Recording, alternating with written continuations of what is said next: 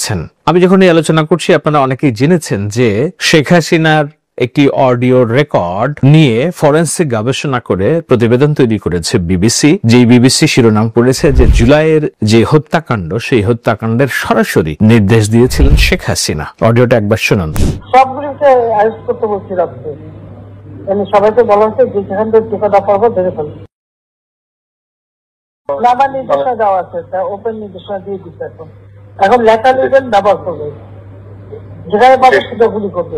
কি বলছে Sheikh Hasina? Lethal weapon অর্থাৎ মরণঘাতী অস্ত্র, যে অস্ত্র দিলে মানুষ মরবে, লেথাল উইপনের নির্দেশ দিয়েছি। তো জুলাইয়ের হত্যাকাণ্ড যদি বর্বরতম একটি শিল্প হয়, এই শিল্পের আর্টিস্ট, শিল্পী আর কেউ না, শেখ হাসিনা। যেটা নিয়ে অনেক সন্দেহ ছিল, সংশয় ছিল যে আইনগতভাবে শেখ হাসিনাকে জুলাই হত্যাকাণ্ডের আসামি হিসেবে প্রমাণ করা যাবে কিনা। কেননা আমি আমার ফেসবুকে একটি লেখা লিখেছি যে যখন এই হত্যাকাণ্ড শুরু হয়েছে এবং এখন পর্যন্ত যখন আমরা জুলাই হত্যাকাণ্ডের বিচারের কথা বলছি, শেখ হাসিনা সর্বোচ্চ বিচারিক সাজা চাইছি, দল হিসেবে আওয়ামী লীগের বিচার চাইছি, কিন্তু আইনে যে ফাঁকফোকর আছে, সেই ফাঁকফোকরে একটা বিষয় তো প্রমাণ করা খুব দুষ্কর যে শেখ হাসিনা সরাসরি হত্যাকাণ্ডের জন্য দায়ী। অনেকেই আমার সাথে, আমি এই নিয়ে ব্যক্তি পর্যায়ে অনেকের সাথে যখন কথা বলেছি, অনেকেই বলেছেন যে আপনি কিভাবে এটা বলেন যে সরাসরি শেখ হাসিনা দায়ী না, কারণ তার ক্ষমতার শাসনামলেই তো এই হত্যাকাণ্ড হয়েছে, সেটা দায় কিভাবে এড়াবে সে? আমি মানি তার দায় এড়ানোর সুযোগ নাই, কিন্তু এই হত্যাকাণ্ডের প্রায় 1400 থেকে 2000 ছাত্র জনতার হত্যাকাণ্ডের সরাসরি তাকে অভিযুক্ত করে সর্বোচ্চ বিচারিক শাস্তি চাওয়ার যখন আইনি প্রক্রিয়ায় আগাবে, তখন আত্মপক্ষ সমর্থনের সুযোগ তো দিতে হবে। আপনি যদি স্বচ্ছ বিচার প্রক্রিয়া শুরু করেন, তাহলে সে আত্মপক্ষ সমর্থনে যদি শেখ হাসিনা বলে যে না, একজন রাষ্ট্রপ্রধান হিসেবে আমি, যেটা আমার শপথবদ্ধ দায়িত্ব, আমি শপথ নেওয়ার সময় বলেছিলাম যে রাগ অনুরাগের বিচার বশবর্তী হইয়া আমি বাংলাদেশের রাষ্ট্রের জানমাল নিরাপত্তা বিধানে সচেষ্ট থাকিব। তো বাংলাদেশের জানমাল যখন জুলাইয়ে, যেটাকে জুলাই দাঙ্গা বলছে আওয়ামী লীগ, এই দাঙ্গার কারণে যখন মানুষের জানমাল নিরাপত্তা হুমকির মুখে, তখন রাষ্ট্রপ্রধান হিসেবে আমার কি করণীয় ছিল? আমি পুলিশকে বলেছি তোমরা আইনের মধ্য থেকে সর্বোচ্চ ব্যবস্থা নাও এটার প্রতিবাদ দমন করতে। আইনের মধ্য থেকে, কথার ফাঁকফোকর বুঝেন। এখন সে যদি এটা বলে আদালতে, কিংবা তার আইনজীবী যদি বলে যে এখানে রাষ্ট্রপ্রধানের দায় দেওয়ার কোনো সুযোগ নেই, কারণ রাষ্ট্রপ্রধানের দায়িত্বই হচ্ছে জানমালের নিরাপত্তা বিধান করা, এটা সাংবিধানিক শপথ, তো তিনি বাংলাদেশের মানুষের জানমাল নিরাপত্তা নিশ্চিত করার জন্য পুলিশকে আইনের মধ্যে থেকে কাজ করার নির্দেশ দিয়েছেন। পুলিশ যদি আইনের বাইরে যেয়ে অতি উৎসাহী হয়ে কোনো ভূমিকা নেয় এবং কোনো প্রাণহানির ঘটনা ঘটিয়ে থাকে, তার দায় কেন শেখ হাসিনার ঘাড়ে যাবে? এটি হতে পারত আত্মপক্ষ সমর্থন, এবং বলার সুযোগ থাকতো। এখন আর সেই সুযোগটা নেই, কেননা তিনি আইনের মধ্যে থেকে আর রাষ্ট্র পরিচালনার কিংবা বিদ্রোহ দমন করার কথা বলেন নাই। তিনি বলেছেন লেথাল উইপন ব্যবহার করার জন্য আমি নির্দেশ দিয়েছি, অর্থাৎ মরণঘাতী। তো মরণঘাতী অস্ত্র মানে মারাত্মক খুন করা যায়, এবং এর সাথে তো দল হিসেবে আওয়ামী লীগের যে বিচার, সেই বিচারের রেকর্ড তো রেকর্ডেড, কারণ দলের সাধারণ সম্পাদক ওবায়দুল কাদের ওই সময় বলেছেন শুট এট সাইটের নির্দেশনা দেওয়া হয়েছে, 144 ধারা এবং শুট এট সাইট দেখা মাত্র গুলির নির্দেশনা দেওয়া হয়েছে। শুনুন একবার ওবায়দুল কাদেরের বক্তব্য। কারফিউ তো অবশ্যই সরকার ক্যাবিনেট থেকে প্রজ্ঞাপন যাচ্ছে, কাজেই এটা অবশ্যই কারফিউ, এবং এখানে শুট এট সাইটও আছে। এটা রাজনৈতিক, এটা সরকারি সিদ্ধান্ত। তো আপনি যদি মিলান ঘটনাগুলো, একটা হলো শুট এট সাইটের সিদ্ধান্ত 14 দলের সভা থেকে বেরিয়ে, আওয়ামী লীগের সভা থেকে বেরিয়ে গণমাধ্যমে বলছেন ওবায়দুল কাদের। শেখ হাসিনার অডিও যে ফরেন্সিক গবেষণা করে বলেছে বিবিসি যে সরাসরি শেখ হাসিনা লেথাল উইপন ব্যবহার করার নির্দেশ দিয়েছেন, মিলে গেল। আর তৃতীয় বিষয় কি? তৃতীয় বিষয় হচ্ছে জুলাইয়ের হত্যাকাণ্ড, যেটা পুলিশ গুলি করেছে। গুলি করতে আমরা দেখছি সব ভিডিও অগণিত ফুটেজ আছে। আপনি যদি তিনটা মেলান, জুলাই হত্যাকাণ্ডের দায়ে শেখ হাসিনার সর্বোচ্চ সাজা, যেটা সর্বোচ্চ সাজা বলতে আমরা যেটা বুঝি সর্বোচ্চ সাজা, আমি বলছি না ফাঁসি, কেননা একবার যদি আমি ফাঁসি বলে ফেলি তাহলে সেটা চাপ তৈরি হয়। সর্বোচ্চ হত্যাকাণ্ডের গণহত্যার বিচার ফাঁসিই হবে, কিন্তু আমি বলতেছি না, আমি বলছি সর্বোচ্চ বিচার। সাবধান থাকতে চাই আমার শব্দ প্রণয়নে, কেননা 2013 সালে এরকম ফাঁসি করতে যেয়ে আমরা শেখ হাসিনার শাসন ব্যবস্থাকে মাফিয়াতন্ত্র হয়ে উঠতে দেখেছি, ফ্যাসিস্ট হয়ে উঠতে দেখেছি।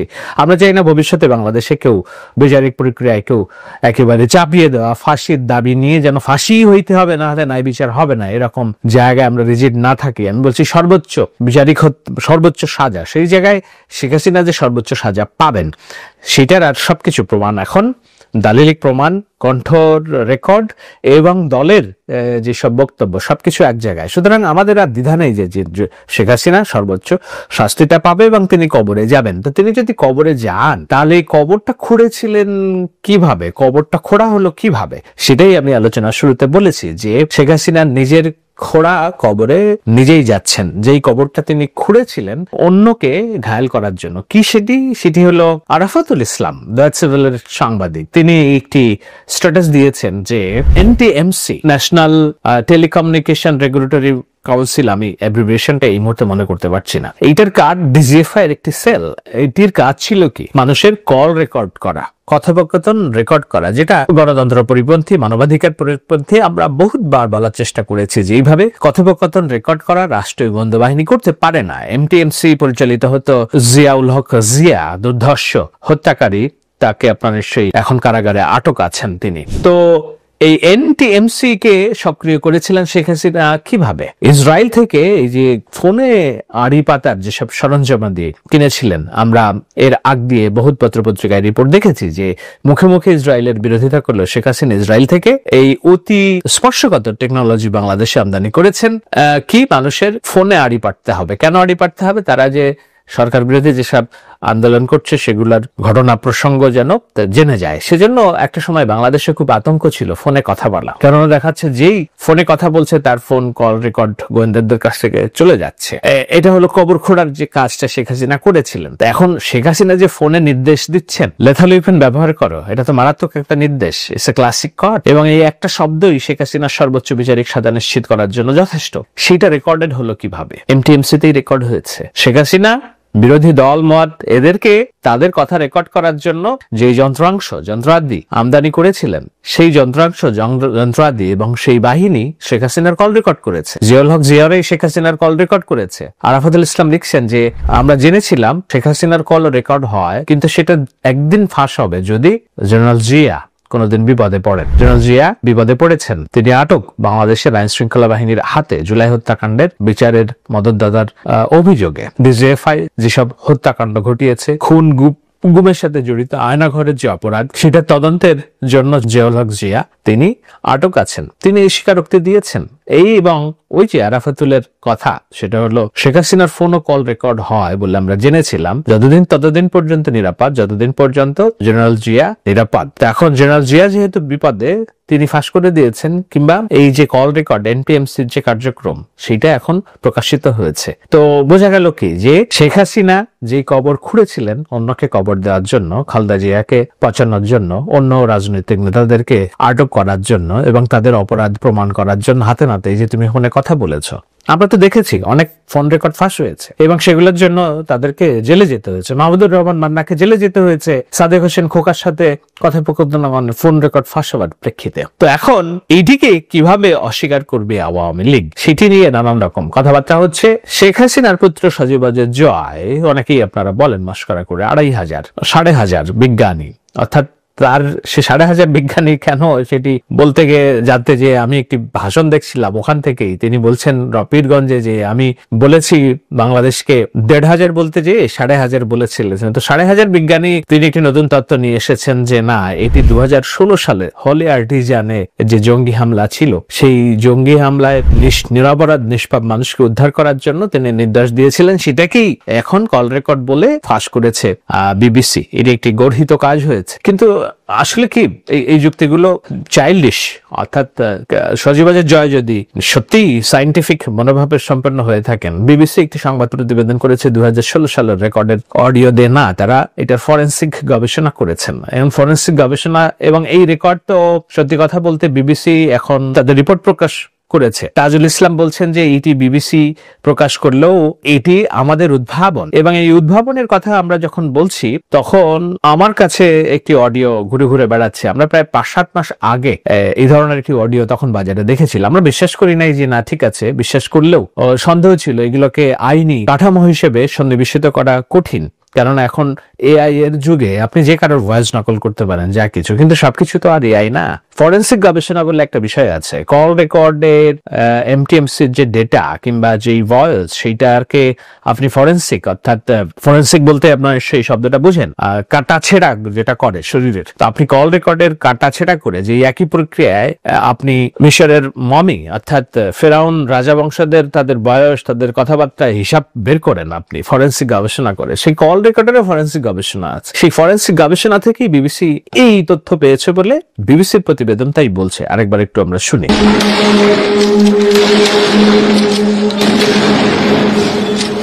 And that evening, Prime Minister Sheikh Hasina addresses the nation. এই আন্দোলনের শুরু থেকেই সরকার যথেষ্ট ধৈর্য ও সহনশীলতা প্রদর্শন করেছে।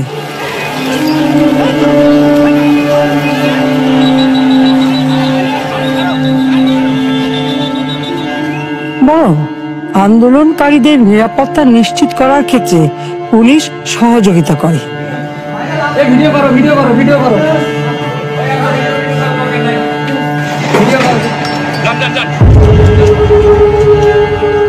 আমি আন্দোলনরত কোমলমতি ছাত্রছাত্রীদের নিরাপত্তা নিয়ে অত্যন্ত উদ্বিগ্ন। দিনের পর দিন প্রতিনিয়ত আমরা দেখতে পাচ্ছি যে আমাদের ভাই বোনরা আহত হচ্ছে, ভাই বোনরা শহীদ হয়ে যাচ্ছে। সবগুলোকে অ্যারেস্ট করতে বলছি রাত্রে, সবাইকে বলা হয়েছে যে যেখান থেকে যে কটা পারবো দেখে ফেলি। Hasina issues an order. Police and security forces are to use lethal force. This leaked recording, which has been verified by BBC Eye, shows her directing the security response. আমার নির্দেশনা দেওয়া আছে, ওপেন নির্দেশনা দিয়ে দিচ্ছে। এখন লেটার লিখবেন ব্যবহার করবে, যেখানে মানুষ সেটা গুলি করবে। Throughout the protests, one of those was Chief Detective Haroon al-Rashid, seen instructing police officers in July in Jattabari.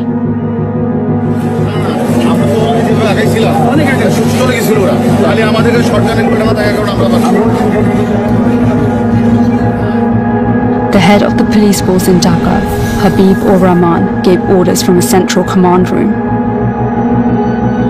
কমিশনারের নির্দেশনা ছাড়া কোনো কিছুই হবে না। গুলির যে নির্দেশনা, এটা সামগ্রিক নির্দেশনা ছিল, যেটা কমিশনার বলে দিয়েছিল। যদি কেউ আমাদের আইন শৃঙ্খলা ভঙ্গজনিত কোনো ধরনের অপতৎপরতা চালাতে চান, সেটি যেই হোক, সেটি শক্ত হাতে মোকাবেলা করা হবে। The Home Minister, Azaduzzaman Khan, was in charge of the police. And at the top of this chain of command was Prime Minister Sheikh Hasina. আমার নির্দেশনা দেওয়া আছে, ওপেন নির্দেশনা দিয়ে দিচ্ছে। এখন লেটার লিখবেন ব্যবহার করবে, যেখানে মানুষ সেটা গুলি করবে। এটি ফাঁস হওয়া একটি ফোন কল, যেখানে 2024 সালের আন্দোলনের সময় বিক্ষোভকারীদের ওপর প্রাণঘাতী অস্ত্র ব্যবহারের নির্দেশ দিচ্ছেন শেখ হাসিনা। বাংলাদেশের কর্তৃপক্ষ ও বিবিসির নিজস্ব বিশ্লেষণ এই রেকর্ডিংয়ের সত্যতা যাচাই করেছে। এই রেকর্ডিংয়ে কোনো ধরনের পরিবর্তন করা হয়নি। সুতরাং বোঝাই যাচ্ছে যে এই যে আওয়ামী লীগের দাবি ধোপে টিকবে না, এবং এখন শেখ হাসিনার সর্বোচ্চ বিচারিক সাজা দেখাটা শুধুমাত্র অপেক্ষা। কিন্তু তারপরেও আমাদের দাবি থাকবে আমরা যেন বিচারের নামে ফাঁসির জোয়ার না তুলি। বিচার কাজ বিচারাঙ্গন করবে। হত্যাকাণ্ডের যে অপরাধের বিচার গভীরতা, তার যে উচ্চতা, সেই উচ্চতার বিচারেই সাজা হবে, এবং এখানে আদালত স্বচ্ছভাবে কাজ করবে, এটাই আমাদের প্রত্যাশা। এবং সেখানে যেই সাজা হোক সেটা মেনে নেওয়ার মানসিকতাও আমাদের থাকতে হবে। কিন্তু বিচার যে হবে এবং শেখ হাসিনা যে ফেঁসে যাবেন, এটি অলরেডি প্রমাণিত যে তিনি ফেসে যাচ্ছেন। এখন দেখা যাক বিচারটা কিভাবে সামনে আসে, কেননা সে যদি নিজে না বলে আমি হত্যাকারী না, তাহলে তার বিরুদ্ধে হত্যাকাণ্ডের বিচার হওয়া কঠিন। কিন্তু আদালত প্রক্রিয়ায় কি সাক্ষী, প্রমাণ এবং ঘটনার পরম্পরা উপস্থাপন করা হয়, সেটার প্রেক্ষিতেই বিচারক সিদ্ধান্ত নেন যে কে দোষী। দলীয়ভাবে বলছে shoot at sight, Sheikh Hasina বলছে লেথাল উইপন ব্যবহার এবং মাঠে হত্যাকাণ্ড সংঘটিত হয়েছে, জুলাই বর্বরতম হত্যাকাণ্ড। এই তিনটি বিষয় আপনি এক জায়গায় করলেই তখন আর দাঁড় আনার কোনো সুযোগ থাকবে না বলেই আমার দৃঢ় বিশ্বাস। দেখা যাক বিচার কোথায় যেয়ে থাকে। নবগঠিত রাজনৈতিক দল এনসিপি তারা নির্বাচনী প্রতীক হিসেবে শাপলা চেয়েছিল, নিবন্ধন হিসেবে। শাপলা প্রতীক পাচ্ছে না, এটি সংবাদ আপনারা গতকালকেই দেখেছেন নিশ্চয়ই। আজকে ওই নিয়ে আলোচনা অব্যাহত আছে। প্রতীক নিয়ে রাজনীতি শুরু হয়েছে এবং সেই রাজনীতি করতে যে তারা টক্কর দিচ্ছে বিএনপির প্রতীক ধানের শীষের সাথে। সার্জিস এবং মাহিন সরকার দাবি করেছেন আলাদাভাবে, বিশেষত সার্জিসের দাবিতে সামনে এসেছে নির্বাচনী প্রতীক হিসেবে শাপলা যদি নিবন্ধন না পায় তাহলে ধানের শীষে পাওয়ার কথা না, কেননা তাদের হিসেবে ধানের শীষ হলো জাতীয় প্রতীক। নির্বাচন কমিশন তাদের ব্যাখ্যায় বলেছে যে নিবন্ধনের প্রতীক হিসেবে শাপলা যে চেয়েছে এনসিপি, এর আগে নাগরিক ঐক্য মাহমুদুর রহমান, আপনারা ছিলেন বোরখাওয়া রাজনীতিবিদ, বহুত দিন ধরে শেখ হাসিনার বিরুদ্ধে আন্দোলন সংগ্রাম করছেন। তার দল তৈরি করার সময় শেখ হাসিনার লোকজন তাকে হামলাও করেছিল। এরপরও নাগরিক ঐক্য তাদের প্রতীক হিসেবে শাপলা পায়নি। তো এখন যখন শাপলা প্রতীক হিসেবে দেওয়ার সিদ্ধান্ত নিয়েছিল নির্বাচন কমিশন, কিংবা শাপলা প্রতীক চেয়েছে এনসিপি, তখন নাগরিক ঐক্যের তরফ থেকে নির্বাচন কমিশনে যাওয়া হয়েছিল। যাওয়া হয়ে তারা বলেছে যে না, আমাদের এই প্রতীকটা আমরা চেয়ে রেখেছি বহুত দিন, যদি দিতেই হয় তাহলে আমরা কেন না, নতুন দল কেন পাবে। এমনিতেও সরকারের বিরুদ্ধে নানান অভিযোগ যে নতুন এই দলটি কিংস পার্টি হিসেবে আবির্ভূত হয়েছে এবং সরকারের নানান রকম সুযোগ সুবিধা তারা নিয়ে নিচ্ছে, এবং সেটা মাঠে ঘাটে সত্য, কেননা তারা নতুন দল হওয়া সত্ত্বেও তাদেরকে সম পরিমাণ মর্যাদা দেওয়া হচ্ছে। ঐক্যমত্য কমিশনে সালাউদ্দিন আহমেদের পাশে বসে কথা বলছে, জাতীয় সংবাদপত্র এবং সব জায়গায় তাদের বহু আগে গণ অধিকার পরিষদ গঠিত হয়েছে, কিন্তু তারা এতটা গুরুত্ব পায় না। নাগরিক ঐক্য তো গুরুত্ব পায় না, জুনায়েদ সাকির দল আছে, গণসংহতি গুরুত্ব পায় না, কিন্তু এনসিপি ব্যাপক গুরুত্ব পায় এবং কাভারেজ সবকিছু। তো হিসেবে ধরা হয় যে এটি একটি সরকারের ছত্রছায়ায় গঠিত কিংস পার্টি, এবং এটি পার্টি গঠনে আমরা সবাই সহানুভূতি সহমর্মিতা দিয়েই আমরা বিবেচনা রাখি। এবং এটি আমি ব্যক্তিগতভাবে বহুতবার আলোচনা করেছি যে এই ছাত্রদের রাজনৈতিক দল গঠনে সহায়তা করা আমাদের সর্বাগ্রে বড় দায়িত্ব, কেননা তারা এই গণ অভ্যুত্থানের পরিচিত মুখ, এবং সেই পরিচিত মুখ যদি তারা রাষ্ট্রের জন্য সামনে এসে দাঁড়ায়, নির্বাচিত সরকার যারাই হোক, তারা হোক অন্য কেউ হোক, তারা যদি তাদের গঠনমূলক ভূমিকা রাখে, মানুষের কাছে গ্রহণযোগ্যতা পাবে এবং দেশের মানুষ তাদের প্রতি চেয়ে রয়েছে তাদের ভূমিকা প্রণয়ন দেখার জন্য। সে কারণে রাজনৈতিক দল গঠনের চেয়ে বড় কোনো উদ্যোগ নেই। সেই জায়গা থেকে তারা যখন নিয়মপন্থা মেনে রাজনীতি করছে বিপ্লবের রাস্তা ছেড়ে, তখন তাদেরকে সহযোগিতা করার কথা বলেছে। এখনো বলছি, আমার হিসেবে তাদের নির্বাচনী প্রতীক শাপলা যে চেয়েছে দিলে এমন কোনো আহামরি ভুল হতো বলে আমার মনে হয় না। কিন্তু নির্বাচন কমিশন তার ব্যাখ্যায় বলেছে যে জাতীয় প্রতীক হিসেবে শাপলা কাউকে এ পর্যন্ত দেয়া হয়নি, এর আগে বহুত অনেকেই আবেদন করেছে, এবারও তারা নীতিগত সিদ্ধান্ত নিয়েছে কাকে দেবে না। তবে শাপলা ছাড়াও আরো দুটি প্রতীক তারা চেয়ে রেখেছে এই যে এনসিপি, একটি হচ্ছে কলম আর একটি হচ্ছে মোবাইল ফোন। কলম অর্থাৎ তারা শিক্ষা, তারুণ্য এইসব বিষয়ে তারা প্রাধান্য দিবে তাদের প্রচারণায়, আর একটা হচ্ছে মোবাইল ফোন। এখন মোবাইল ফোন হলে কেমন হতো না হতো আমি জানি না, কলম খুব একটা খারাপ না প্রতীক হিসেবে, তারা সেটা পেতে পারে এবং সে বিষয়ে তারা অর্থাৎ ছাড় দিয়ে এগোতে পারে। সেটা না করে তারা যেটা করছে সেটা রাজনীতি করছে প্রতীক নিয়ে। কি সেটা বলছে যে নির্বাচন কমিশন যেই সিদ্ধান্ত নিয়েছে, যেই যুক্তি দেখিয়েছি সেটা অগ্রহণযোগ্য। নাহিদের বক্তব্য আমরা একটু শুনি। আমরা যখন শাপলা ফুল আবেদন করি তখনই কিন্তু এই প্রশ্নগুলো ছিল এবং আমরা কিন্তু সেই ব্যাখ্যাগুলোও দিয়েছি এবং এটার আইনি ভিত্তিটা জেনে শুনেই আমরা এটা আবেদন করেছি। ফলে ইসি আসলে কোন প্রেক্ষিতে বা কোন ব্যাখ্যাতে এটা বললেন এটা আমাদের কাছে পরিষ্কার না এখনো, কারণ জাতীয় প্রতীকের যে বিষয়টা সেটা আমরা সিএসির সাথে কথা বলে বলেছি যে জাতীয় প্রতীক কেবল শাপলা নয়, সেটা একটা প্যাকেজ। ধানের শীষ রয়েছে, তারকা রয়েছে এবং ধানের শীষ তারকা আরো দুইটি দলের মার্কা রয়েছে, তো শাপলা কেন হইতে পারবে না। আর যদি জাতীয় ফল বা ফুলের ক্ষেত্রে আসা হয়, জাতীয় ফলও একটা দলের প্রতীক রয়েছে, জাতীয় ফুল হিসেবে কেন থাকবে না। ইসি যে ব্যাখ্যাটি দিয়েছে সেই ব্যাখ্যাটা গ্রহণযোগ্য না। সার্জিস বলছে যে না, এখন প্রতীক শাপলা যদি না পায় এনসিপি, তাহলে বিএনপি কেন ধানের শীষ পাবে? আমি এদের কথাবার্তা শুনে মাঝে মাঝে অবাক হই। যেমন আমি কিছু সোশ্যাল মিডিয়াতে অনেক রিল দেখি, আপনারা নিশ্চয়ই দেখেন, সঙ্গদেশে লোহা ভাসে, এরকম কিছু রিল। যেমন আমি দেখছি যে একজন মানুষ হাঁটছে খুঁড়িয়ে খুঁড়িয়ে, তার পা ব্যথা পেয়েছে, তো বাসার যে কুকুর আছে কিংবা বিড়াল আছে, মনিবকে দেখে সেও খুঁড়িয়ে খুঁড়িয়ে হাঁটা শুরু করছে, কিন্তু ও যে একটা পেট আর উনি যে বাসার মনিব, এইটার বোধ নিশ্চয়ই পেটের নাই, অর্থাৎ পোষ্যের নাই। উদাহরণটা অনেকেই মনে করতে পারেন যে খুব তাচ্ছিল্য হয়ে গেল। আমি জাস্ট উদাহরণ দিতে হয় এই জন্য দিলাম, এই কথা বলার জন্য যে এরা প্রতীক নিয়ে রাজনীতি যখন করছে তখন কাদের সাথে প্রতিদ্বন্দ্বিতা করছে সেটা তারা ভুলে গিয়েছে যে ধানের শীষ বাংলাদেশের রাজনৈতিক প্রতীক হিসেবে কত বছর ধরে, কত যুগ ধরে প্রতিষ্ঠিত। নৌকা রাজনীতির প্রতীক হিসেবে কত যুগ ধরে প্রতিষ্ঠিত, মানুষের মনে মনে গেঁথে গিয়েছে। এখন তারা যেহেতু রাজনীতি করার সিদ্ধান্ত নিয়েছে বিএনপির সাথে প্রতিপক্ষ হিসেবে, তারা বিএনপিকে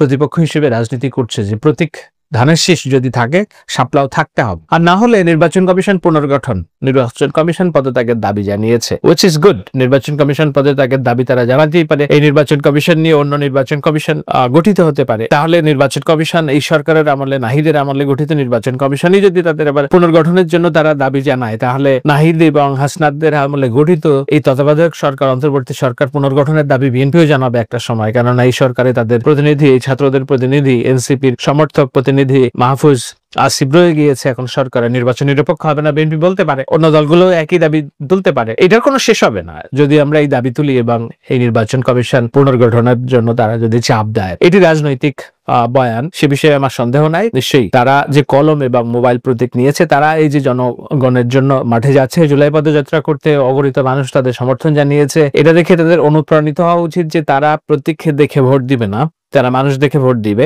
এবং তাদের প্রতীক যদি কলম হয়, তারা সেই কলম দেখে ভোট দিবে, মোবাইল ফোন যেটি তাদের দুটি পছন্দ, শাপলা ছাড়াও। এখন শাপলা তারা কেন রেখেছিল, নিশ্চয়ই এই বিষয়ে আপনাদের জানতে হবে যে শাপলা হচ্ছে বাংলাদেশের শাপলা চত্বরে যে ঐতিহাসিক হত্যাকাণ্ডের ঘটনা ঘটে 2013 সালে, সেটি একটি রাজনৈতিক ক্ষত, এবং সেই ক্ষতের যে সুবিধা সেটি তারা নিতে চায় প্রতীকের মাধ্যমে। কেন? তারা মনে করে যে তাদের যে রাজনৈতিক প্ল্যাটফর্ম সেটি ইসলামপন্থী দলগুলোর সাথে অ্যালাইন্ড, জামায়াতের বি টিম হিসেবে অনেকখানি স্বীকৃত, ইসলামী শাসনতন্ত্র আন্দোলন, হেফাজতে ইসলাম এবং আরো যেসব ইসলামপন্থী দল আছে সেই দলগুলোকে তাদের বলয়ে নিতে চায়, নিয়ে একটা বৃহত্তর ইসলামিক মোর্চা তারা গঠন করতে চায়। সেক্ষেত্রে তাদের নির্বাচনী প্রতীক যদি শাপলা হয়, তাহলে শাপলা হত্যাকাণ্ডের সাথে মিলিয়ে তারা নির্বাচনে প্রচারণা করতে পারবে। এবং জুলাইয়ের তো একটা বড় দাবিদার তারা নিজেরা, অবশ্যই তারা বড় দাবিদার এবং তারা সেটা দাবি করেও। তো এই দুইটি মিলিয়ে এই ভোটের মাঠে রাজনৈতিক সুবিধা নেওয়ার জন্য তাদের যেই পরিকল্পনা এবং এতদিন ধরে শাপলা শাপলা করে আসছে সেটি নীতিগত সিদ্ধান্ত নিয়েছে। এখন এই সিদ্ধান্ত কি শুধুমাত্র নির্বাচন কমিশনের, না এখানে সরকারেরও হাত আছে? আমরা ঠিক জানি না। আমরা জানি সপ্তাহখানেক আগে সিইসি প্রধান উপদেষ্টার সাথে বৈঠক করেছেন এবং সেখানে কি আলোচনা হয়েছে আমরা কেউ জানি না। আমি ধারণা করি যে নির্বাচনী প্রতীক নিয়ে শাপলার যে সীমাবদ্ধতা সেটি নিয়েও নিশ্চয়ই কথা হয়েছে প্রধান নির্বাচন কমিশনারের সাথে ডক্টর ইউনূসের। তো এই সিদ্ধান্তটা তাহলে সরকারের সম্মিলিত সিদ্ধান্ত আমি যতটুকু মনে করছি, এবং নির্বাচন কমিশন কেবল সামনে থেকে সেই সিদ্ধান্ত ঘোষণা করেছে। তো এরকম একটা সিদ্ধান্ত ঘোষণা করে ছাত্রদের এই যে এনসিপি দলটিকে নির্বাচন কমিশন পুনর্গঠনের বিরোধিতা করা কিংবা তাদের দাবিকে সামনে নিয়ে আবার রাজনীতির ক্ষেত্র প্রতিষ্ঠিত করার কোন হিসাব নিকাশ আছে আমি জানি না, কিন্তু আমি মনে করি যে তারা যে রাজনীতিটা করছে সেটি অনুচিত হচ্ছে। এই কারণে ওই যে উদাহরণ টানলাম, তারা মনে করে যে বিএনপি এবং তারা হয়তো সমপর্যায়ের রাজনৈতিক দল, এদের কথাবার্তা মাঝে মাঝে ঠিক থাকে না। আমি যেমন সামান্তার একটা ফটোকার্ড দেখলাম, ফটোকার্ড দেখে সংবাদ বিশ্লেষণ করা খুব কঠিন আজকের দুনিয়া, আপনারা বুঝতে পারছেন, নানান রকম বিভ্রান্তমূলক সংবাদ তৈরি হয়। কিন্তু সেখানে বলছে যে এনসিপি 15 বছর ধরে নির্যাতিত একটি দল, এনসিপি 15 বছর ধরে নির্যাতিত দল।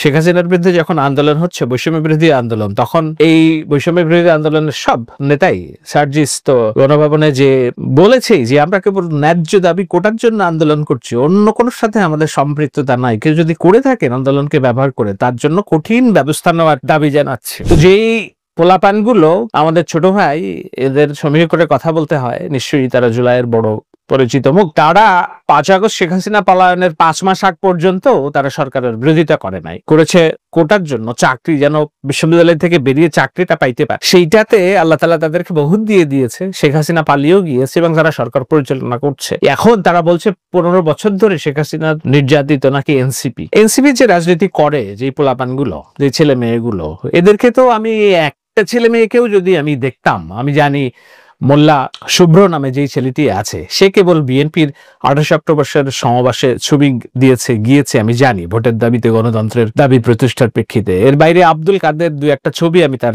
প্রোফাইলে ঘেটে আমি দেখেছি যে বিএনপির আন্দোলন সংগ্রামের সাথে কিছুটা ভাবে সম্পৃক্ত ছিল। তারা ভোট 2024 সালের ভোটের বিরোধিতা করেছে, বিষয়ে সন্দেহ নাই কোনো। আমি দেখেছি রাজু ভাস্কর্য, ওখানে নানান রকম আসিফ মাহমুদ থেকে শুরু করে আরো অনেকেই ছিল। তো এর বাইরে গত 15টা বছরে এই ছেলে মেয়েগুলোর গণতন্ত্র প্রতিষ্ঠায় অবদান কি, সংগ্রাম কি? বরঞ্চ হাসনাত আব্দুল্লাহর একটা স্ট্যাটাস পড়েছি, যতদিন পর্যন্ত বিরোধী দল হিসেবে বিএনপি আছে ততদিন সুষ্ঠু নির্বাচনের দরকার নেই। তো এখন এই যে নাসিরুদ্দিন পাটোয়ারি কিংবা সার্জিস তো ছাত্রলীগেরই ছিল, ছাত্রলীগের হয়ে শেখ হাসিনার হাতকে শক্তিশালী করার মিটিং মিছিলে ছিল। এখন এরা যদি বলে 15টা বছর ধরে নির্যাতিত, তাহলে কেমন লাগে শুনতে? যেমন লাগে, আমরা অনেক কিছু অস্বস্তিকর কথাবার্তা এখন শুনছি, এগুলো আমাদের শুনে যেতে হবে। রাজনীতি করতে গেলে সহনশীলতা দেখাতে হবে, সহমর্মিতা দেখাতে হবে। নতুনদের জন্য শুভকামনা, নতুনদের পক্ষেই থাকবো সবসময় বলেছি, কিন্তু তারা যেহেতু এখনো প্রস্তুত নাই, তাদের প্রস্তুতির জন্য আমরা পেছন থেকে যত সহযোগিতা, সমালোচনা, সমর্থন সবকিছুই করার যে বাসনা, সে বাসনা থেকেই আলোচনাটা। কিন্তু তারা যেটা প্রতীক নিয়ে রাজনীতি করছে কিংবা করার পথে হাত আগাচ্ছে, সেটি ওই যে নির্বাচনকে বানচাল করা, নির্বাচনকে প্রশ্নবিদ্ধ করা, ঠিক হাসিনা স্টাইলের রাজনীতি। আওয়ামী লীগ ঠিক যেভাবে নির্বাচন প্রক্রিয়াকে বানচাল ব্যাহত করা, বিএনপি কে নির্বাচন প্রক্রিয়ার বাইরে রেখে ক্ষমতাকে প্রলম্বিত করা, এই একই উদ্দেশ্য। এই নির্বাচনকে বিলম্বিত করে কিংবা প্রশ্নবিদ্ধ করে এমন একটা পরিবেশ তৈরি করা যে বলা হবে নির্বাচনের পরিবেশ নেই। সেরকম একটা জায়গায় নির্বাচন কমিশন কেন এই সিদ্ধান্ত নিল সরকার ডক্টর ইউনূসের পরামর্শ নিয়ে, সেটিও প্রশ্ন সাপেক্ষ। আমার ধারণা শাপলা প্রতীক নিয়ে নির্বাচনী এনসিপির প্রতীক হইতে পারে, এটা নিয়ে কেউ আনুষ্ঠানিক বাধা দেয়নি, একমাত্র নাগরিক ঐক্য ছাড়া। বিএনপি নিয়ে কথাই বলেন, এটি নির্বাচন কমিশনের সিদ্ধান্ত, সরকারের সিদ্ধান্ত, যে কোনো প্রতীক নিয়ে আসতে পারে। এখন কেন এই রাজনীতিটা হচ্ছে প্রতীক নিয়ে, এটির ভিতরে